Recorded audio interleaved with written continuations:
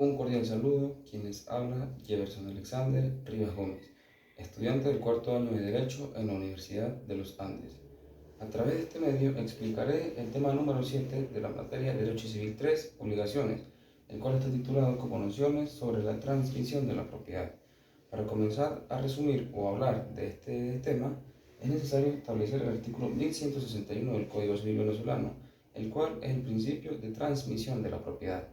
Este establece que en el contrato que se tenga por objeto la transmisión de la propiedad u otro derecho, tal propiedad o derecho se toma como adquirido o transmitido con el efecto del consentimiento legítimamente manifestado, además de que la cosa queda a riesgo y peligro del adquirente, inclusive sin que se haya verificado la tradición de la cosa. Ahora bien, tomemos como ejemplo de la transmisión de la cosa dos figuras jurídicas, la venta y la permuta. La venta es el ejemplo más claro que tenemos.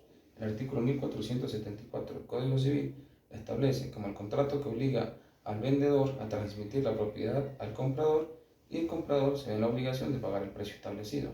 Esto bien puede ser la venta de un vehículo, la venta de una casa, la venta de un objeto mueble, independientemente, la venta es algo que vemos todos los días en nuestra rutina diaria. En cuanto a la permuta, en el artículo 1558, es una figura jurídica, es un contrato que obliga a una parte a transmitir la propiedad de una cosa a otra persona para que esa persona nos transmita la propiedad de otra cosa a nosotros. Es decir, básicamente cambiar una cosa por otra. Esto es algo que se ve actualmente en cuanto a de repente un vehículo por una motocicleta, un vehículo por un apartamento, un vehículo por una casa, etc. Ahora bien, el artículo 1161 también nos dice que la cosa queda a riesgo y peligro del adquirente, sin importar que la tradición de la cosa no se haya verificado. Para que este principio se cumpla, deben cumplirse dos circunstancias. Deben concurrir dos circunstancias, de hecho.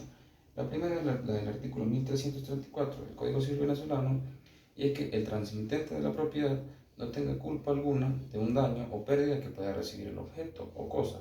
Por ejemplo, una vez manifestado el consentimiento, se toma como transmitida la propiedad, sin importar que en esas circunstancias ocurra de repente un eventual terremoto, una eventual vaguada o un eventual desastre que pueda dar como pérdida a ese objeto.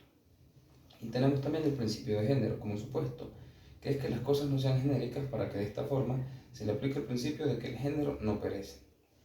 Ahora bien, tenemos unas excepciones al principio de transmisión de la propiedad. La primera de ellas es el artículo 1439 del Código Civil. Nos habla de donaciones. Esto establece que las donaciones deben tener un documento auténtico para que sean legalmente válidas, a excepción de que la donación sea un objeto mueble cuyo valor económico sea menor a 2.000 bolívares. El artículo 1475 es la sujeción por peso, cantidad o medida. Es básicamente que la venta no se considera perfecta hasta que las cosas vendidas no se pesan, no se cuentan o no se miden. Esto es un caso que se da, por ejemplo, en las tiendas o almacenes de ropa, cuando suelen hacer sus pedidos para sus compras, que suelen pedir una medida específica. Hasta que no midan o cuenten las prendas o el material que pidieron y lo verifiquen, no se puede tomar como una venta perfecta. Continuamos con el artículo 135 del Código de Comercio, que es venta por solo especie. Esto quiere decir que hablamos de que la calidad o la cantidad no se puede contener o establecer como específico por el hecho del principio de género, de que el género no perece. El artículo 1 de la Ley de Ventas con Reserva de Dominio también es una excepción, ya que este nos habla de la venta con reserva de dominio y es básicamente que el comprador no adquiere la propiedad hasta que no paga la última cuota del precio. Esto puede darse, por ejemplo, que yo compre un apartamento y hasta que no pague la última cuota del precio no adquiero la propiedad. Sin embargo, sí puedo adquirir la posesión y durante todo ese transcurso yo asumo el riesgo de lo que le pueda pasar a la propiedad. Y como última excepción, el artículo 1162 del Código Civil venezolano, que nos habla de diferentes personas. Esto es cuando por medio de uno o varios contratos se obliga a una persona a dar un objeto mueble por su naturaleza o un título al portador a varias personas. En este caso se preferirá a la persona que primero haya tomado posesión efectiva y de buena fe.